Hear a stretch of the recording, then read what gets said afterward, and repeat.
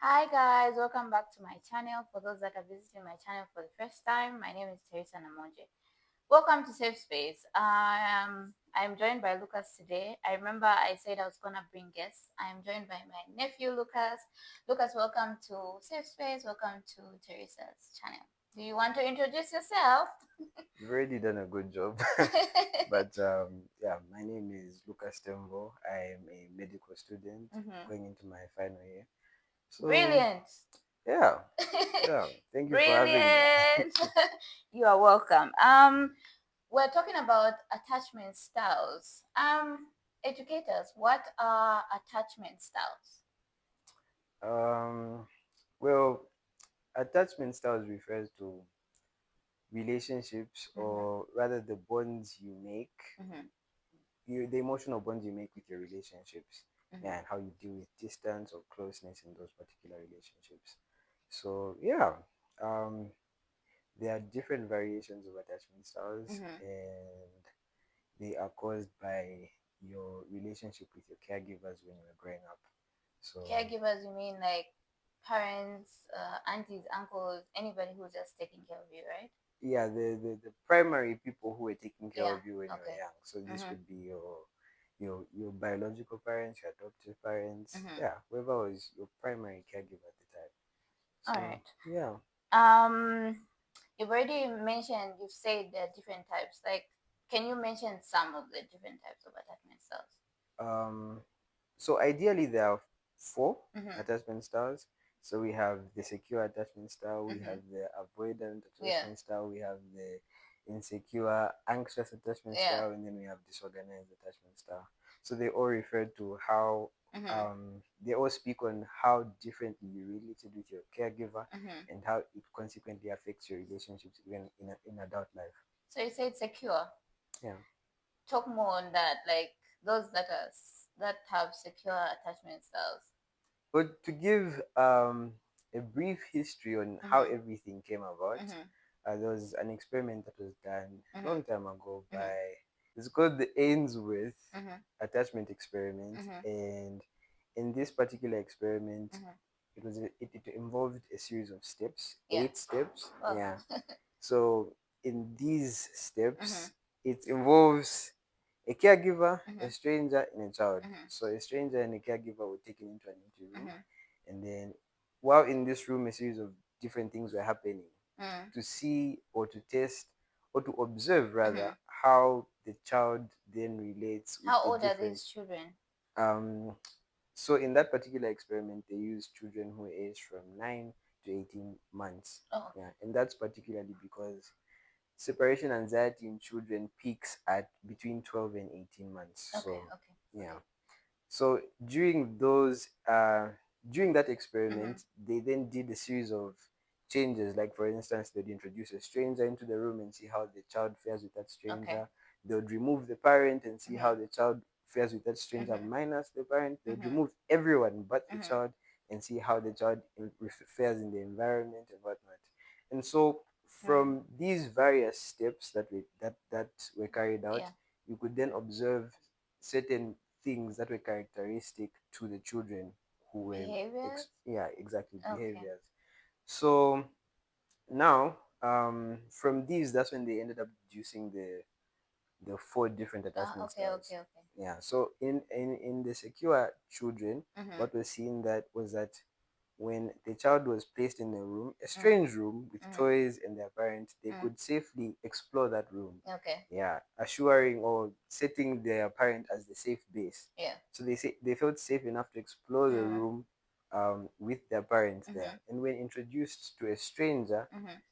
and they could see that, oh, okay, my parent is cool with this person, so I can Okay. also, Be yeah, okay with the person. exactly. So they could also then engage properly with that stranger. And when Mm-hmm. the parent was taken away, Mm-hmm. naturally they felt anxious, Yeah. but it was a mild level of Yeah. anxiety. Yeah. And eventually when the parent was brought back, Mm-hmm. they were at peace. Yeah, Oh. they were Okay. happy, they were pleased, they even ran to their parents. So in this Mm-hmm. experiment now, overall, with regards to secure attachment style, it was then seen that these these are people who tend to be secure with their relationship with their parents, they or Okay. their caregivers. Mm-hmm. They feel like they could rely on them, like Mm-hmm. they could trust them, like Yeah. they could, Yeah. connect Connect. and Mm-hmm. depend on them. So they felt like Mm-hmm. their emotional or physical needs were met by Yeah. their parents, and so they become secure. That's Yeah. so interesting. And then those that are anxious it's because maybe they didn't have a good maybe relationship, or maybe they feel like they were abandoned. Yeah, so like with the anxious attachment Mm-hmm. style, with those, it's like the children felt like they received an inconsistent Mm-hmm. level of emotional support from their caregivers. Mm-hmm. Yeah, Okay. so then they didn't really know what would be going on. It's like, what version of my parent am I receiving Today. today? Ah, that's crazy. Yeah, That's so crazy. it's like, are they going to be loving if I cry? Are they going to leave me Ah, alone? okay, So they okay. become anxious, and Uh-huh. in the long run or in adult life, these are the Mm-hmm. people who you end up finding to be clingy. They need Okay. constant reassurance. They need Okay. validation All from the people. time. Yeah, exactly. I think I've met a lot of people like that. They'll Yeah, just be like, "Oh, this," but I'm like, "Oh, what's wrong?" But okay, this makes sense. This makes sense. it The does. other one after anxious, and what Anxious. anxious, We have secure, avoidant. avoidance, Yeah, and then disorganized is disorganized. the Talk fourth about one. that. Disorganized. Yeah. Okay, so in disorganized attachment style, in this particular one, this is an attachment style that you would see commonly in children who had a lot of encounters in foster homes. Like, Okay. it's they also had a lot of inconsistency, Okay. Okay. so Okay. it's like constant changing Yeah. environments or what. Yeah, and so they sort of become disorganized. These are children who felt like, okay, maybe I should be distant from Okay. my, just for the sake of my own, Safety. yeah, let me be distant from my caregiver. But then again, they also Want. yearned or craved for that Mm-hmm. connection. So they also became anxious. Oh, okay. So yeah, those also, yeah, then had the traits of both the avoidant in the actions and the anxious attachment Wow, style. that's crazy. Having both or three or all of them are people, and there are people who have everything. I guess that would be the disorganized. They have both Oh, the okay, okay, okay, avoidant okay, and the okay. anxious. Yeah. Mhm, And then the avoidant one, which we didn't talk about, mhm. in these children, these are people who are seen to be independent. Yeah. So even Okay. from Young a young age. age, yeah, they'd be independent, they'd Mhm, be in this particular experiment, mhm. whenever the parent left, they didn't really seem phased by the Yeah. change. Or when the parents came back, they didn't. It's Not like, realizing that's how they're growing up, and then when they yeah, grow, they're just like that. yeah, these are people who are now emotionally distant. They just like to, Mm. yeah, they're just doing their own thing. They're okay being independent. Yeah. They're okay not relying emotionally On on other people, there are people people. who said, I don't like asking for help. I don't Exactly. Yeah. So they'd rather just handle things on their on own. their own. Yeah, because it's much. They learned that from a young age that it's much safer for them to You just do it on rely. your own. You're alone. Exactly, That's because crazy. they felt like they couldn't Mm. depend on their caregiver because they received Mm-hmm. um consistent Mm-hmm. lack of support.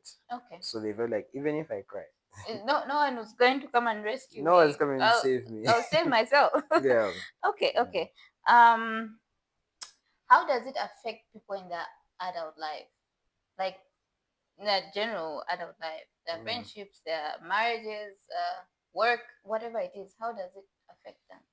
Um, it affects their different relationships Mm-hmm. that they get into, either platonic or Mm-hmm. romantic. Mm-hmm. Yeah. So in this instance, you'd have, well, like we said, the Mm-hmm. avoidant people. Mm-hmm. Yeah, they'd be in a relationship, but then they're not really fully Yeah, connecting with yeah, that person. They're not fully relying on that yeah. person or um, requiring much from them. Yeah. Do you think they are reliable though? Do I think they are reliable? Because they feel like they can't rely on other people. Do you Yeah, think they can be reliable I think they can. though? Yeah, I think it's just from their side of things. Mm-hmm.